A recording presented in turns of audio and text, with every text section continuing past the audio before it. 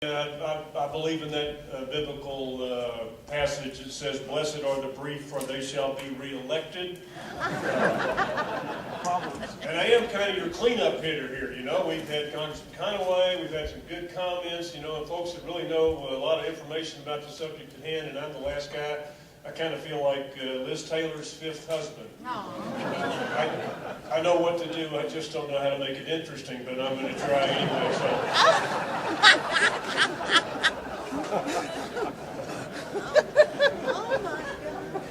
For those of you that don't know what the Land Commissioner does, I manage state land that's dedicated to the Permanent School Fund. Depending on how you measure it, that's up to about 13 million acres. Most of that is 2.5 million acres in the Gulf of Mexico. Most of it is where we don't own the surface, but we own some or all of the subsurface minerals. I chair the board for lease for university lands. So we're kind of all in this together. This is probably the latest example of the energy policy of the United States. You may ask, I didn't know we had one. Well, we do.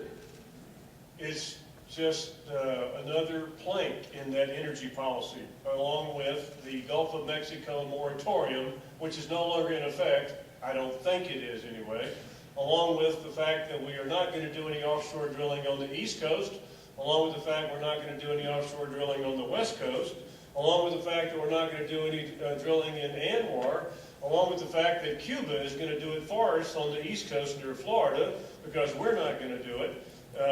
And then you hear all the justification for that. I recall the last presidential campaign when this dispute was underway about drilling in ANWR or drilling offshore. They said, well, it's only so many barrels. It's only a month worth of production. It's only a month worth of consumption. We started adding these things up, and now we're adding the lizard as another plank in our failed energy policy. We don't have an energy policy other than no, not here, no, not there, no, not there. That is not energy policy. And I am a person who believes in conservation.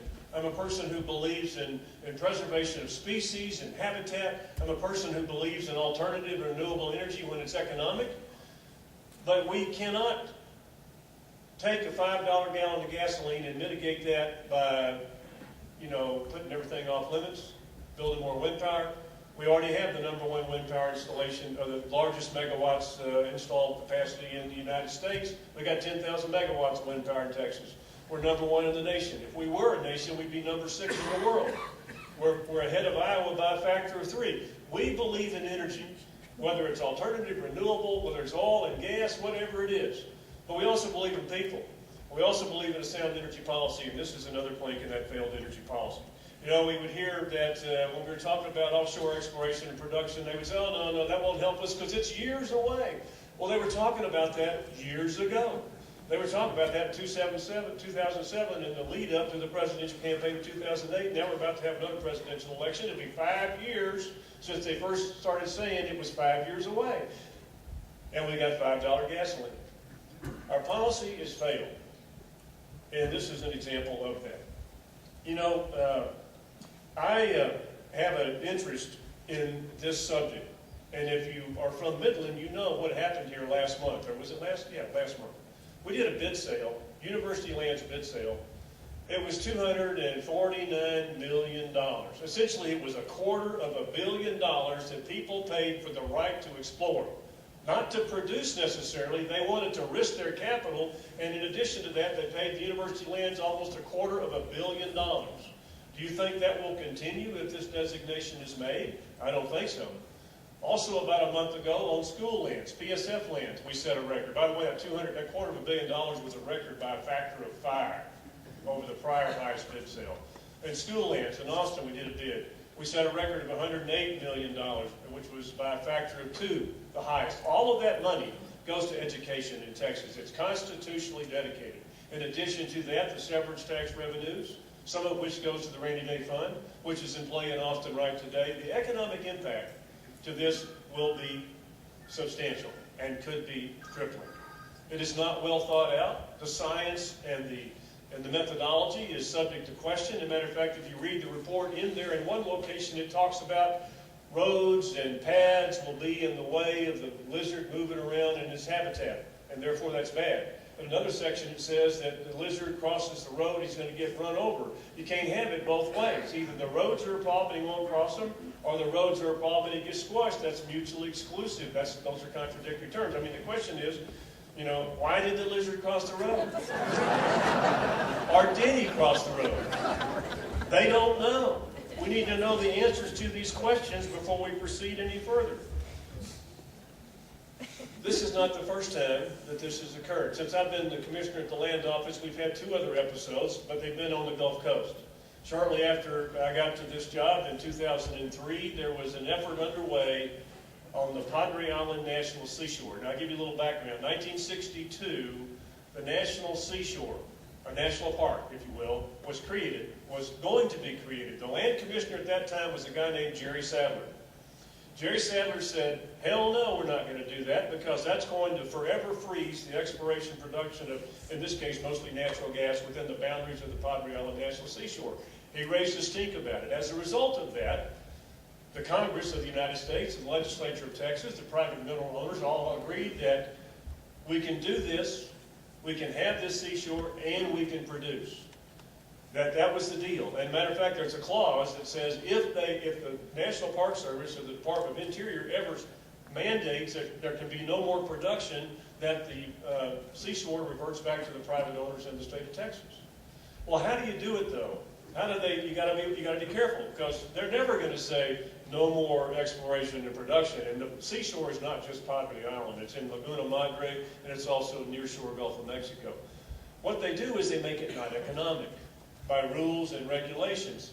They backdoor. You can't say that you cannot drill there, but we'll just make it too expensive and too difficult to make it non-economic. Same net result without having breached the obligation to never stop oil and gas drilling. We went to court. We went to federal court, the Texas General Land Office, and we won. And today we are drilling on Padre Island. We're producing clean natural gas for consumption in the state of Texas and the United States, and the turtles are thriving because we did mitigation. We said if you're going to move your equipment down the beach, you got to have a guy on a 4-wheeler out front looking for turtles.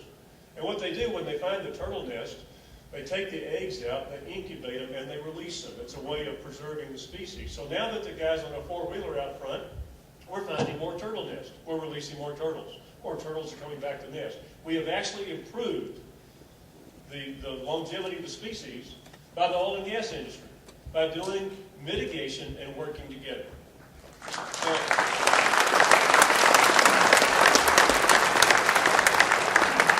We need the opportunity to do that here in Texas. We don't need to be a last-minute, broad-brush, 5-county throw-in to what's been going on in New Mexico, where they've had the opportunity to do the CCAs and the CCASs and whatever that stands for, you get conservation mitigation arrangement or agreement.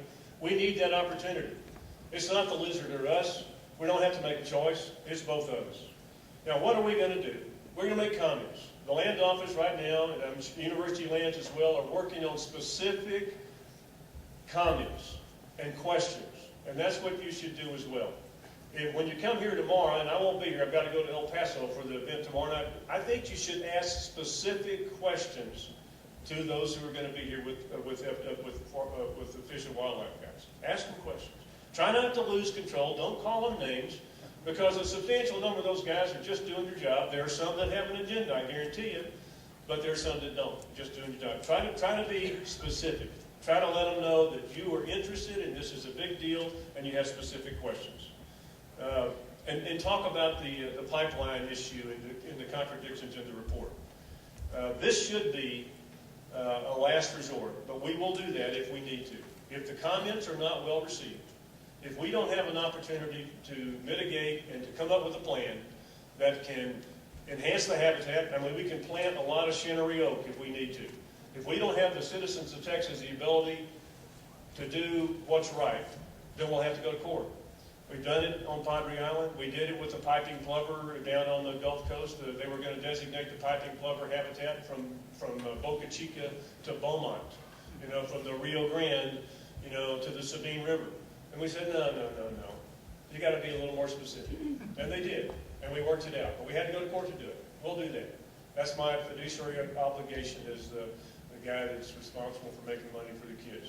Anyway, that's all I have to say.